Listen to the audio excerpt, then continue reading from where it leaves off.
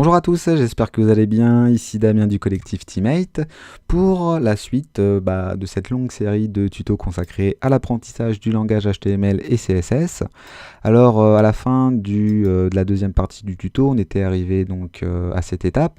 On avait réussi à construire notre menu, les liens étaient actifs.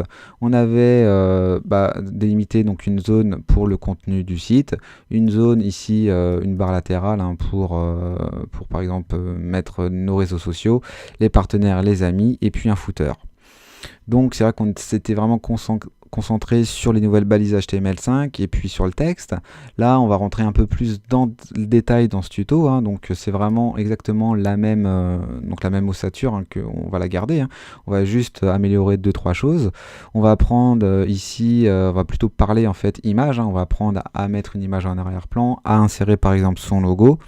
Et puis on verra comment animer un petit peu certaines choses grâce au CSS3, comme ici vous voyez au passage de la souris, il y a des petites transitions qui se font sur les rubriques. Donc on verra comment gérer tout ça dans le CSS3, comment arrondir certains coins, certaines divs, et puis aussi au passage de la souris par exemple sur certaines puces, vous voyez comment faire des petites animations, comment rajouter aussi des puces, vous voyez, en arrière-plan sur nos H1, aussi comment rajouter sur nos listes à puces, etc. Je vous en dis pas plus, je vous retrouve tout de suite pour commencer le tuto, et puis n'oubliez pas, les sources sont toujours disponibles dans le lien en bas de la vidéo, vous venez les télécharger sur le site internet. Si vous avez donc des petits soucis, ça vous sera utile. Allez, à tout de suite. Allez, c'est parti, on continue la suite de ce tuto. Donc voici le troisième chapitre qui sera lui plutôt consacré aux images, aux animations CSS et puis aussi à la transformation de certains blocs à l'aide de CSS. Du coup, c'est vrai que durant le tuto précédent, on s'était plus attaqué à la partie bloc et puis à la partie texte. Là, on va plutôt se consacrer, ce que je vous disais, aux images. Donc par exemple, ce qu'on peut venir faire dans un premier temps, c'est utiliser une image d'arrière-plan. Parce que là, on a un fond fuchsia, mais bon, c'est vrai que ça pète un peu les yeux, c'est pas forcément terrible. Et là, on aurait bien envie de rajouter une image en plein écran, qui prend toute la largeur de notre fenêtre, et qui s'adapte aussi par rapport à la hauteur. Donc je vais vous demander d'aller sur le site de teammate.fr, vous allez sur le blog, et dans la rubrique Print, donc qui se trouve ici, ressources print, et vous allez arriver sur cette page. Ici vous allez trouver un article qui parle des images libres de droit gratuites, donc en plus ça peut vous intéresser je pense.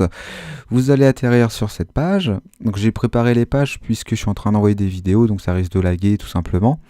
Et donc vous arrivez sur l'article, et puis par exemple vous pouvez vous rendre sur le site Unsplash qui publie des photos vraiment sympas. Et pour cet exemple, par exemple, je vais utiliser cette photo de la tour Eiffel, donc on peut cliquer sur Download, et comme ça vous pouvez télécharger, vous voyez, une image quand même en bonne qualité, et surtout qui va s'adapter à n'importe quel type d'écran vu sa taille.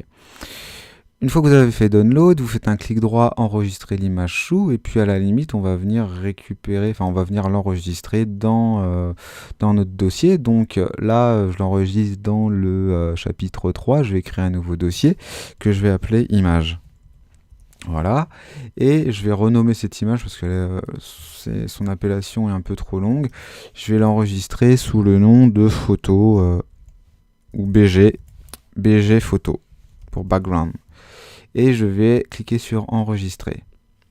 Donc là, il m'a bien enregistré bgphoto.jpeg dans mon dossier. Je peux aller vérifier ici. Donc, on a bien créé le dossier image et ici, il a bien enregistré bgphoto.jpeg. Alors, faut savoir que c'est très facile de faire un appel. Donc, n'hésitez pas à bien classer aussi les images dans votre site internet, puisque c'est vrai que si vous avez plusieurs pages HTML, après si vous commencez à faire du PHP, que vous commencez à mettre du JS et plus des images, ça sert à rien de tout mettre directement à la racine, vous allez vous embrouiller. Alors généralement, on fait un dossier image et on met toutes ces images à l'intérieur. Comment l'appeler directement dans notre feuille de style?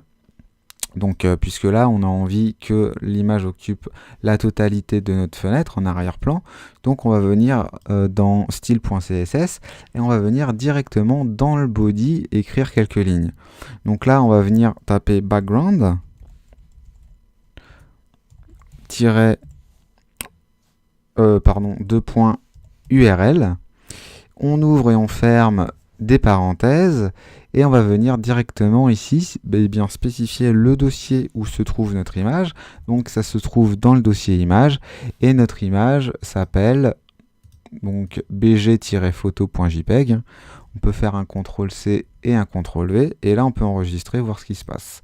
On va venir retourner donc dans notre navigateur et on va venir actualiser.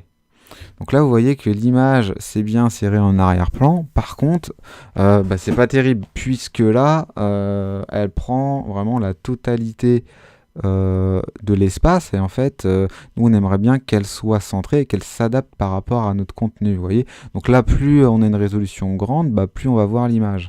Donc pour que ça s'adapte, à la limite, ce qu'on va venir faire déjà dans un premier temps, on va venir après la parenthèse ici, on va venir taper déjà no-repeat pour que cette image ne se répète pas. Parce qu'il faut savoir que si vous mettez par exemple, je sais pas, un petit carré, une image, je sais pas, de 50 pixels, par 50 et que vous ne mettez pas no repeat en arrière-plan ici, eh bien ça va se répéter sur l'ensemble du document. À savoir que vous pouvez répéter une image soit en X soit en Y. Donc soit si vous avez une petite bande comme ça, vous pouvez la répéter sur toute la largeur de votre document, ou au contraire si vous avez une bande horizontale de 1 pixel, vous pouvez la répéter sur toute la hauteur. Donc ça, on pourra voir ça lors d'un prochain tuto ou de ce tuto. On va voir comment ça va se passer déjà. Donc là, on le met en no repeat. Et puis, on va aussi le mettre en center. Donc après no repeat, on tape center, puisque là, on joue sur sa position. Et aussi, on va venir le mettre en fixe. Donc on va venir taper fixed et là on va pouvoir faire un point virgule et enregistrer, donc si bien que si on actualise ici, donc là c'est parfait, on a notre image qui est centrée et là vous voyez que si on étire donc du coup notre fenêtre, et bien l'image sera toujours centrée par rapport à la largeur de la fenêtre. Donc là c'est pas mal. Par contre on aimerait bien aussi que selon la dimension aussi en hauteur et en largeur de la fenêtre, notre image se rétrécisse donc par rapport à la résolution de la fenêtre. Donc du coup vous allez voir que c'est pas très compliqué. À la suite ici on va venir donc taper un attribut pour dans un premier temps Google Chrome, à savoir que faudra taper des choses différentes si vous utilisez Mozilla et puis Opera. Donc déjà on va s'intéresser au WebKit pour Chrome et puis aussi pour Safari. Donc on va venir taper WebKit-background-size et là on va venir taper cover.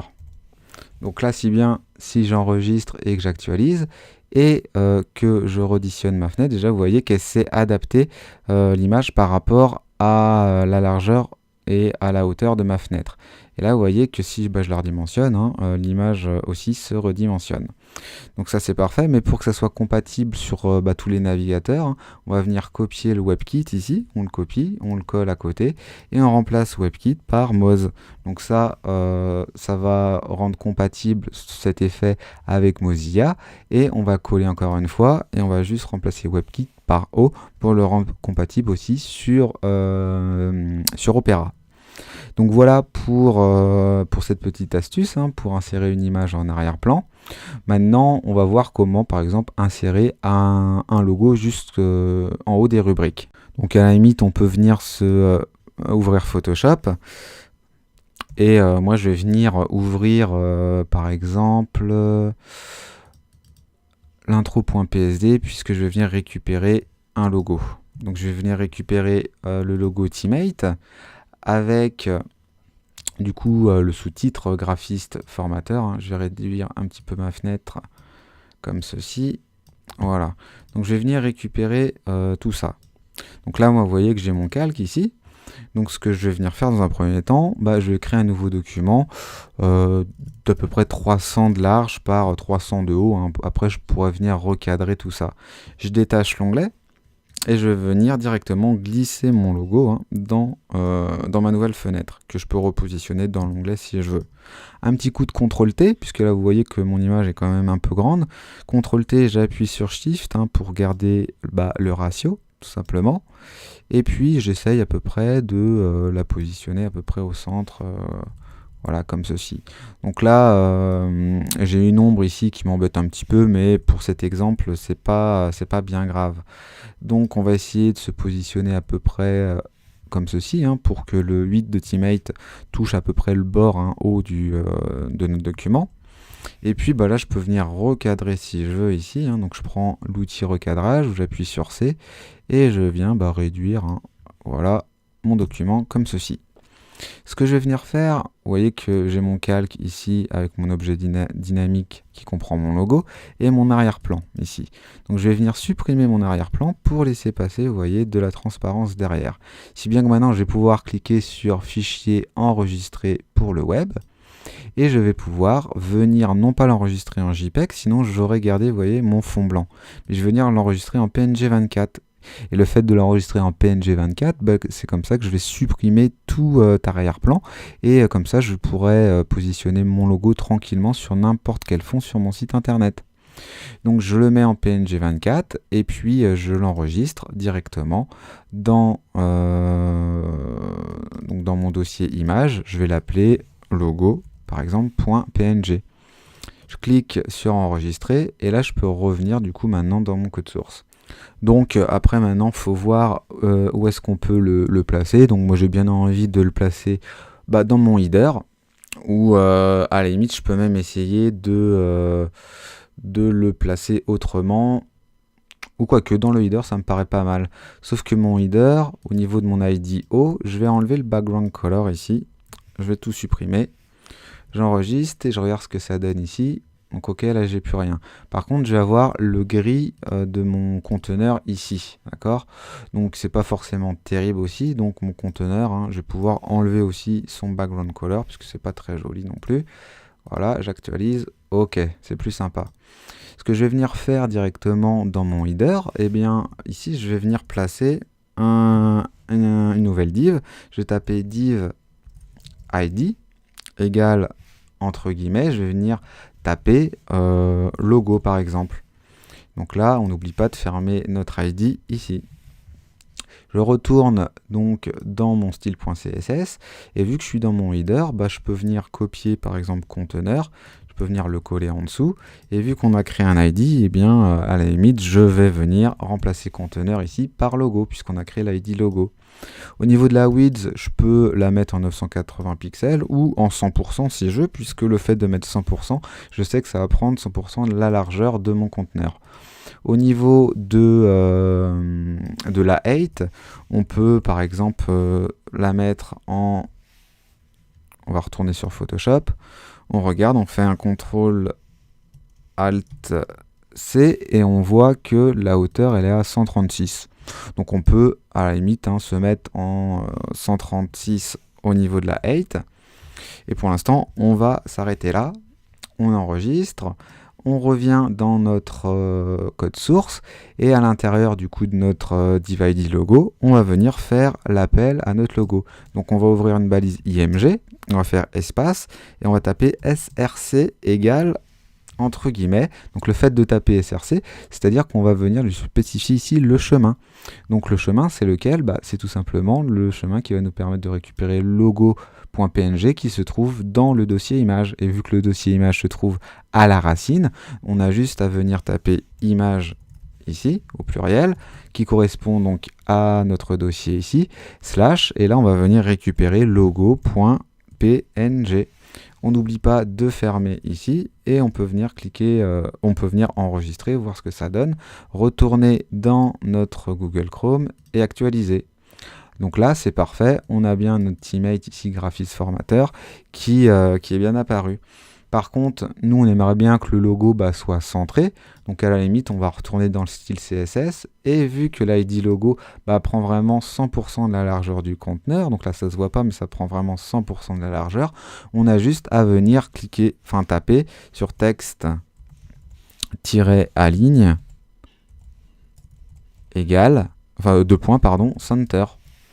Du coup, là, si j'actualise, là, j'ai bien mon logo qui est centré par rapport à mon conteneur. Par contre, bon, c'est vrai qu'on aurait peut-être pu changer le logo, le mettre plutôt en blanc au niveau du lettrage, mais bon, ça c'est vraiment à titre d'exemple, donc je vais le laisser comme ça. Si je veux rendre mon lien, mon logo cliquable, c'est-à-dire au clic, j'ai envie de retourner sur la page d'accueil, pas de souci, je me place devant donc mon logo ici, donc je récupère un ahref, tac, donc comme ceci, je fais un CTRL-C, CTRL-V, ou commande-C, commande-V, et à la place du coup du lien qui pointe vers Google, j'ai juste à rajouter un slash. Le fait de rajouter un slash, le navigateur va comprendre qu'il doit revenir sur l'index.html, et je vous rappelle, index.html correspond à notre page d'accueil. On n'oublie pas de fermer aussi le A après donc notre logo, parce que vous vous rappelez, à chaque fois qu'on ouvre une balise, on doit absolument la fermer. Donc là, on enregistre. Là, on peut actualiser pour voir ce qui se passe. Et donc là, vous voyez que j'ai bien la main sur le logo. Donc je vais pas mettre un slash, je vais juste rajouter un dièse. Comme ça, on viendra plus tard configurer tout ça. Pour vous montrer, parce que si je clique, ça va pas marcher. Donc là, voilà, je peux vraiment cliquer et lorsque le site sera en ligne, ça repointera bien vers l'accueil. Donc voilà, là, on vient de voir comment changer une image d'arrière-plan. On vient de voir comment récupérer son logo et puis comment aussi le passer en PNG. Maintenant, on va voir comment placer, par exemple, devant chaque titre, une petite icône. Alors là, ce qu'on peut venir faire, je vais venir supprimer tout ça. Et je vais venir chercher dans Google une nouvelle image. Ou quoique, on peut venir sur Photoshop, en créer une, on peut faire un CTRL-N pour un nouveau document. Et ici, on peut par exemple créer une petite image qui fait 30 pixels par 30 en 72 dpi. On fait OK. Donc là, on n'hésite pas à zoomer. Par exemple, on va se mettre, je sais pas, on va prendre l'outil ici, rectangle arrondi. On va faire, voilà, un petit, une sorte de rond, enfin pas de rond, mais de carré avec les bords arrondis. Si on veut gérer ici les arrondis, le radius, on vient changer tout ça. On peut se mettre à 5. Et voilà, on va laisser cette couleur. Et puis, on va créer un nouveau calque, par exemple. Et puis je sais pas, on va pouvoir faire un rond. Allez, ou 2 ronds. Tac. Donc là, j'ai un contour progressif, alors je me mets à 0. Je vais créer... Voilà. 2 ronds comme ça. Donc ça veut rien dire, mais bon, c'est pas grave. Voilà. Donc j'ai créé mes 2 ronds. Donc à la limite, ce que je peux venir faire, c'est encore une fois masquer l'arrière-plan, faire fichier enregistré pour le web. Je me remets en PNG 24 et puis là, je vais l'enregistrer sous le nom de icon, par exemple, pour icône H1. Parce que là, je vais venir ajouter des images sur mes titres 1. Et je fais enregistrer. Si bien que maintenant, je vais pouvoir retourner dans ma feuille de style. Et vu qu'on a spécifié ici un background URL, à la limite, on peut venir faire exactement la même chose. On va venir récupérer jusqu'au no repeat et on va venir se positionner sur le contenu H1. On va venir ici rajouter après le point virgule le background URL. Donc par contre, on va changer son appellation ici. On va récupérer icon-h1 et on va remplacer bg photo jpeg par icon-h1 et en no repeat. Là, si j'enregistre et que je viens actualiser du coup sur mon site, donc là vous voyez que j'ai bien mon icône qui apparaît. Donc qui n'est pas forcément bien centré, qui est un peu rogné, mais maintenant ça s'adapte tout ça. Ce qu'on peut venir faire aussi, c'est je vais vous montrer, c'est si je mets pas le no repeat, qu'est-ce qui se passe? Et ben là, ça va venir se répéter sur toute la largeur du H1. Et si mon H1, je lui avais spécifié ici une 8, donc je vais lui mettre une 8, je vais exagérer, hein, je vais mettre à 300 pixels, je vais enregistrer, je vais actualiser.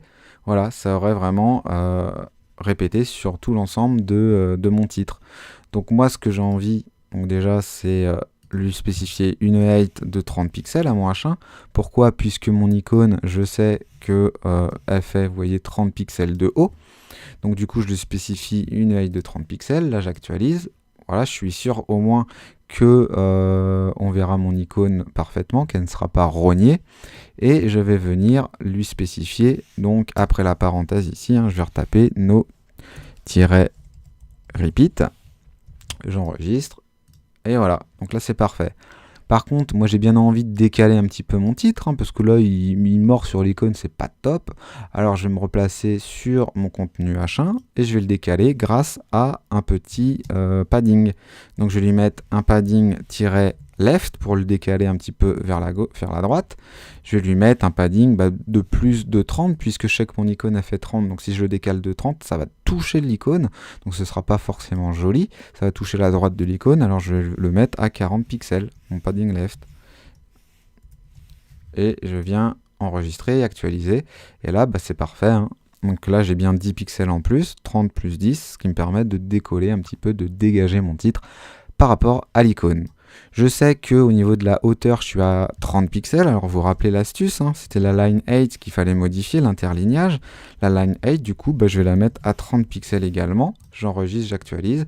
Et comme ça, mon titre se centre bien par rapport à la hauteur de mon icône. Voilà. Ce que je peux vous apprendre aussi, c'est là on parlait des ID, hein, pour créer donc le logo et puis pour créer aussi le conteneur.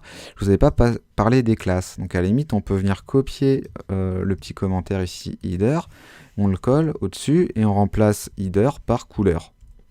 Comme ça, je vais vous montrer comment créer des spans et comment créer des classes. Donc, on va pouvoir venir, par exemple, récupérer le P, le coller en dessous. Hein, et sur Photoshop, on va venir récupérer la valeur hexadécimale ici, donc du rose. On vient la récupérer. Et on va venir la récupérer plutôt tout à l'heure. On va venir taper, du coup, je sais pas, on va mettre rose. Mais devant rose, on va venir taper un point, puisque là, on vient spécifier une classe. Donc vous vous rappelez, je vous avais dit que les ID, on mettait un dièse et les classes, on mettait rose. Pourquoi on ne met pas ID rose? Puisque par exemple, sur l'ensemble de ma page ici, j'ai envie de dire que tous les chiffres ici, donc le 1, et puis là, je vais le changer, je vais le mettre en 2, je le veux rose, alors que le mot titre, je le veux noir. Donc je vais être obligé de spécifier une classe rose ici pour le 1, et une classe rose ici pour le 2 que je vais modifier. Donc forcément, il y aura deux classes ici qui vont se suivre. Donc du coup, là, je suis obligé de mettre une classe. Si j'avais mis ID ici rose et ID ici rose, ça aurait marché, mais ça aurait été une faute. Hein, on n'aurait pas eu un code propre. Donc rappelez-vous, hein, si vous faites répéter plusieurs fois, par exemple, une couleur, ici du rose, créez une classe au lieu d'un ID. Donc ici, on va pouvoir, dans les accolades, juste taper color et on va venir récupérer du coup la valeur hexadécimale de Photoshop ici, hein, qui correspond au rose. D'accord? Si bien que maintenant on va retourner dans notre code source. Ici je vais changer titre 1 en titre 2, hein, le titre le plus bas. Et je vais me placer juste devant le 1.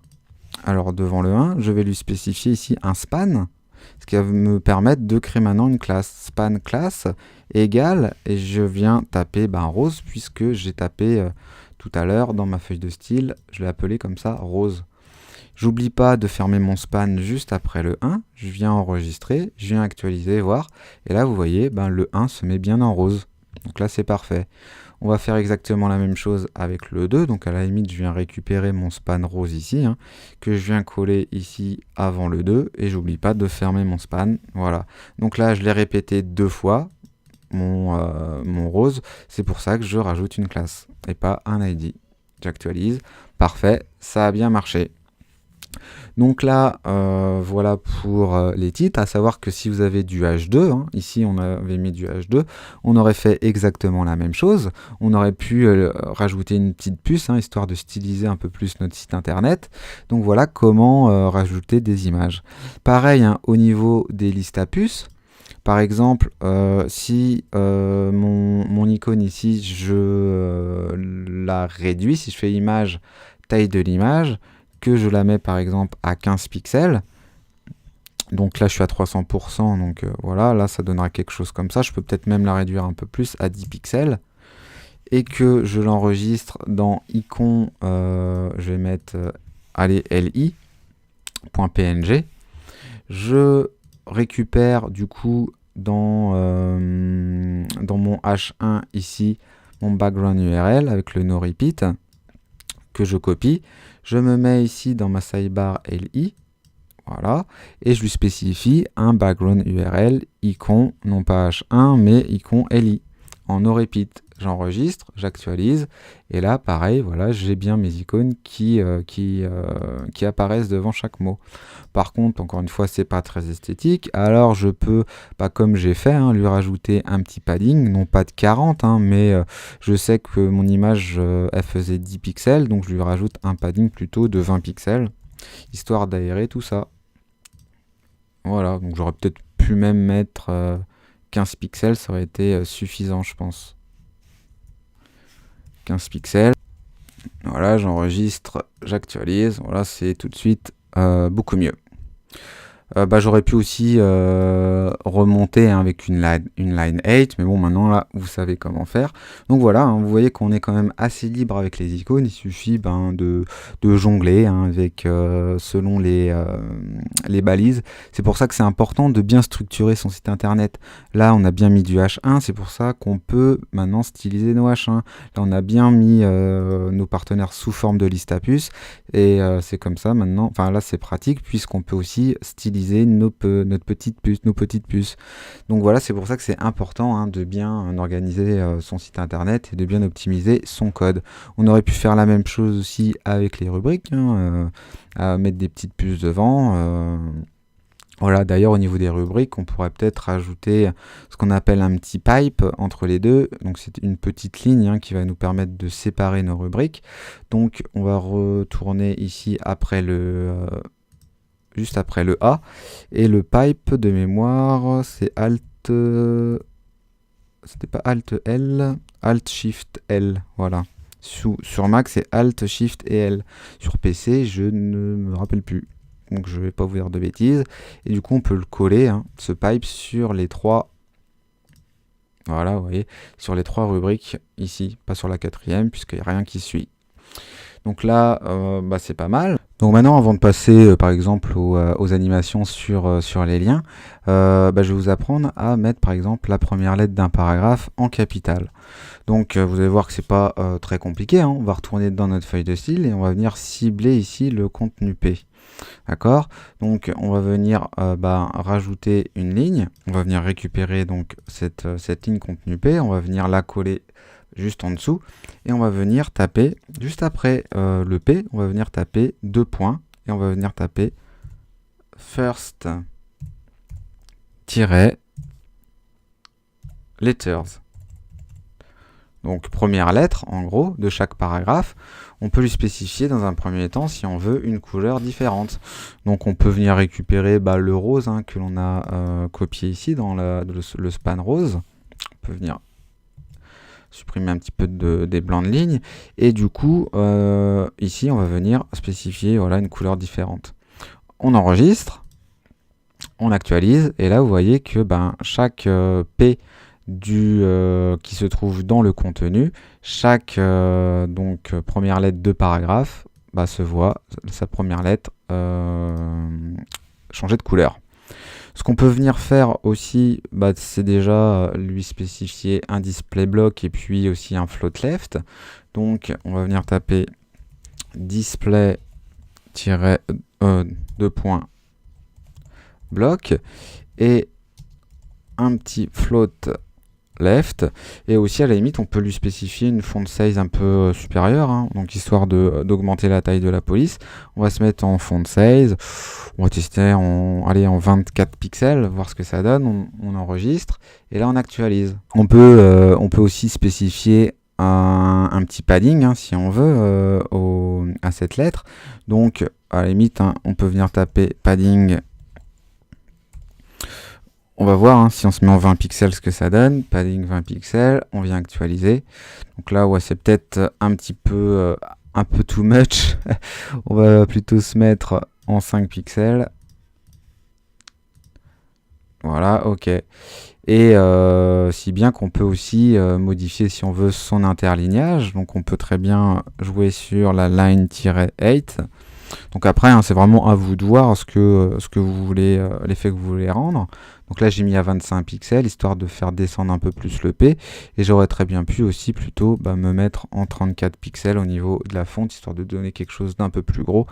Voilà, et c'est comme ça qu'on peut venir recaler progressivement notre P. Donc là, moi, je trouve qu'on n'est pas trop mal, hein, ça fait un petit effet de style. Donc je vais laisser comme ça. Ce qu'on peut venir faire maintenant, c'est commencer à parler un petit peu avant des animations, des blocs. C'est-à-dire que là, vous voyez que notre nav et puis notre side, tout ça, c'est un petit peu carré. Il faut savoir qu'il existe une petite technique en CSS pour venir directement arrondir les angles. Donc par exemple, si je prends alors ça va être le menu plutôt qu'un background color ici gris, je vais pouvoir lui spécifier un radius. Donc comment je vais faire? Je vais me placer ici dans menu, juste après mon point virgule de la line 8, et on va venir taper border-radius. Et là on va se mettre aller à 20 pixels pour voir ce que ça donne. On enregistre, on actualise. Donc là, vous voyez que mon bloc, c'est bien arrondi, hein, sur les 4 côtés, quoi. Faut savoir qu'on peut spécifier aussi un radius différent selon le bord. Comment faire, comment procéder? Tout simplement, à la place de mettre 20 pixels, on a juste à taper, par exemple, on va mettre 10 pixels, 10 pixels, 15 pixels, pour vous montrer, hein. J'écris, je vous explique après, et 15 pixels. Donc en fait, ça va se lire dans le sens des aiguilles d'une montre. Donc en gros, si je retourne ici et que j'actualise, donc là, on vient bien de changer. Ici, on part du point en haut à gauche. Donc on lui a dit 10 pixels ici, 10 pixels ici, 15 ici et 15 ici. Si j'avais juste voulu changer cet angle ici, je me serais attaqué à la troisième valeur. J'aurais mis par exemple 55 pixels, j'aurais actualisé. Et là, vous voyez que bien sûr, cet angle s'est arrondi beaucoup plus. Donc c'est comme ça qu'on peut faire des petits jeux. Donc à la limite, ici, on peut venir arrondir le haut et puis laisser à 0 ici en bas. Donc on va dire, on veut 10 pixels en haut à gauche. On veut 10 pixels ici aussi en haut à droite. Et par contre, en bas à droite et en bas à gauche, on veut 0. Donc on tape 0 et 0. On enregistre, on vient actualiser, voir, et là, là on vient de donner un petit effet de style. Alors bien sûr, vous pouvez changer, mettre des angles un peu plus importants, des radius un peu plus importants, hein. On peut se mettre en 20 et 20, histoire d'arrondir un peu plus, voilà. Donc par exemple, comme ça, on va dire que ça me suffit, comme ça on garde les mêmes valeurs, hein, d'espacement, vous voyez, un peu partout de 20 pixels, et aussi au niveau des bords du radius, du coup, du menu. Alors comme pour le body tout à l'heure, hein, pour que ça soit compatible sur tous les navigateurs, hein, vu que certains navigateurs interprètent les choses différemment, il faut venir spécifier, hein, pour plus de sûreté, un WebKit pour Google Chrome et puis pour Safari, un WebKit on va venir taper border-radius, et là on le remet, hein, également. On vient recopier par exemple cette ligne. Voilà. 20 pixels, 0, 0. On vient copier, hein, puisqu'on est feignant. Et puis on vient coller à côté. On change le WebKit. Et là, on tape Moz, hein, pour Mozilla. Et on va faire pareil, hein, pour Opera. On change le WebKit en haut. Et on enregistre. Donc là, il ne va rien se passer puisque Google Chrome a quand même bien interprété le radius. Mais sachez, hein, qu'il faut quand même le mettre. Donc voilà pour les arrondis. On aurait pu faire pareil pour le footer, hein. À la limite, tout ce qui est border radius et puis le WebKit et tout, on vient le copier et on va venir remplacer, enfin pas remplacer, mais coller ça au niveau du pied de page. Sauf que nous on veut inverser la chose, hein. On veut que ça soit plutôt 0 en haut, 0 en haut à gauche, 0 en haut à droite, et par contre 20 pixels en bas à droite et en bas à gauche, hein. Donc ici on veut 0 et ici 20 et 20. Donc du coup, hein, on change ces valeurs et puis on les copie et on les colle à la place, hein, tout simplement. Des fois, ça sert à rien de réécrire des lignes de code, il suffit de faire des copier-coller. On enregistre, on actualise et là, vous voyez, c'est parfait. Donc voilà pour les arrondis. Ce qu'on peut venir faire maintenant, c'est s'occuper un petit peu des animations en CSS sur les liens, par exemple. Donc là, on va retourner dans notre feuille de style CSS et puis on va venir s'intéresser au menu LIA puisque c'est ici que l'on veut spécifier une animation. Pourquoi sur le A? Parce que tout simplement, c'est sur le lien, hein, qu'on veut faire une petite animation, par exemple de couleur. Donc dans un premier temps, on va venir lui spécifier une propriété. Après, on va lui spécifier une durée et puis une fonction prédéfinie. Donc juste après le point virgule, hein, on va venir taper transition, 2 points, et on va venir taper donc la propriété, on va se mettre color, espace, on va lui spécifier une durée, donc on va se taper 0.5 secondes, donc 0,5 secondes, et puis espace, on va taper is-in, hein, qui est une propriété prédéfinie. Ça veut tout simplement dire que tu vas me jouer une animation, par exemple, lent au début et puis de plus en plus rapide sur la fin. Donc là, on est OK. Par contre, on va faire comme pour le menu, hein, on va faire la même chose avec le WebKit. Donc du coup, on va venir taper -webkit-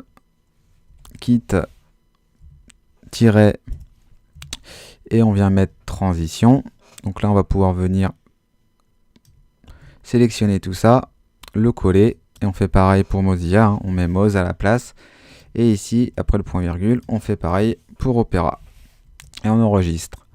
Donc ce qu'on va venir faire, c'est par exemple lui mettre une couleur différente au niveau du hover, donc au passage de la souris, hein.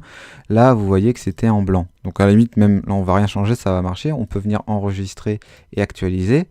Et là, vous voyez, au passage de la souris, hein, sur rubrique, il y a une petite animation qui apparaît. Si j'enlève, pour vous remontrer, hein, la transition, j'enregistre, que j'actualise. Voilà, là c'était un peu brutal, hein, alors que maintenant, je remets. Là, on a une petite animation. Alors, à savoir qu'on n'est pas obligé de mettre le is-in. Du coup, faut pas oublier de l'enlever aussi au niveau du Moz, au niveau du WebKit, et puis au niveau, hein, de la transition par défaut ici. On enregistre, on actualise. Voilà, vous voyez. Là, c'est peut-être même pas utile de le mettre en fait, hein, c'est pas mal comme ça.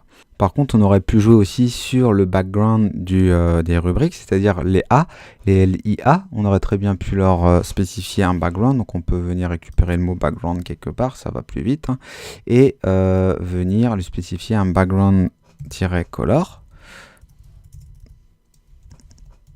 Et par exemple, je vais me mettre, donc là, vu que c'est... je vais mettre en blanc, par exemple, tiens. 3F. Là, j'enregistre, j'actualise. Donc là, vous voyez que toutes mes rubriques sont bien sur fond blanc. Alors, j'aurais pu spécifier un padding aussi. Un padding, par exemple, de... allez, on va se mettre en 10 pixels pour voir, afin de ne pas coller le mot rubrique, vous voyez, sur le fond blanc. Voilà, j'actualise. Donc là, on a quand même quelque chose, vous voyez, d'un peu plus gros. Donc, c'est tout de suite plus aéré. Par contre, au passage de la souris, vous voyez que mes rubriques, elles disparaissent. Ça ne disparaît pas, vu que on a dit qu'au passage de la souris, on voulait le mot du lien en blanc. Donc à la limite, on peut jouer ici maintenant sur le hover du LIA, sur le background.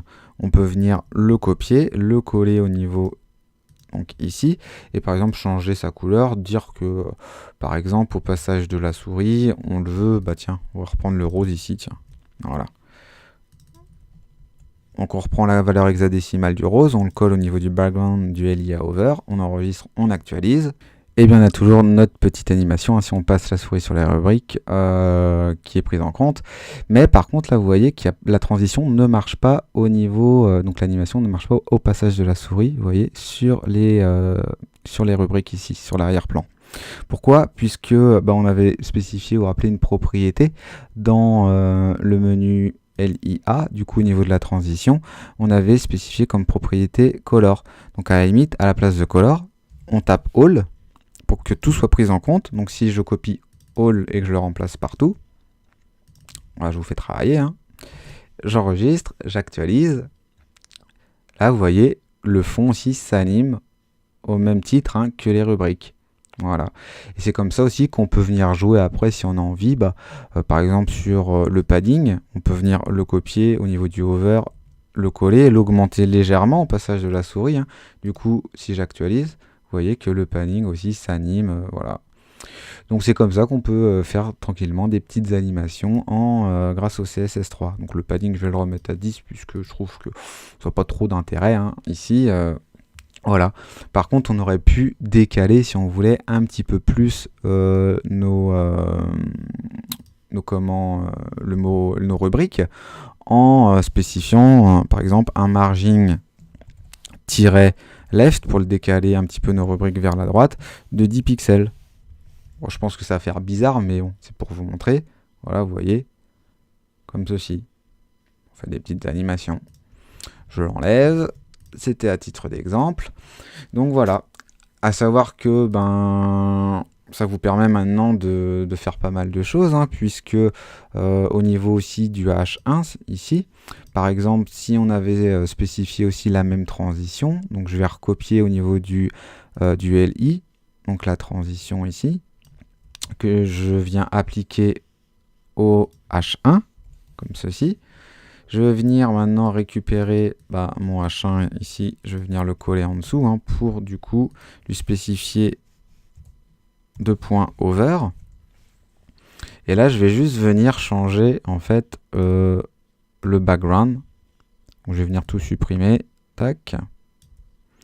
Je vais venir changer le background, je vais venir lui spécifier par exemple une position. Donc après la parenthèse, je vais lui mettre par exemple 0 et 15 pixels. Si j'actualise et que je passe, vous voyez, ma souris sur le H1, et je le fais descendre petit à petit. J'aurais très bien pu faire l'inverse, hein, lui spécifier par exemple 15 et 0, hein, pour que ça s'anime dans l'autre sens au passage de la souris. Voilà, vous voyez. Ça marche vraiment partout. Donc que ça soit au passage de la souris sur des listes à puces, sur des images, sur des liens, cette technique fonctionne. Donc, voilà, là on a quand même vu pas mal de choses aujourd'hui. On va s'arrêter là, puisque la prochaine fois, on ira un petit peu plus loin dans les animations en CSS. Et on mettra par exemple aussi des petites icônes ici pour liées aux réseaux sociaux, hein, pour qu'on vous suive sur Facebook, Twitter, Google, hein, par exemple. Et puis après, on s'arrêtera là. On aura quand même fait pas mal de boulot ensemble.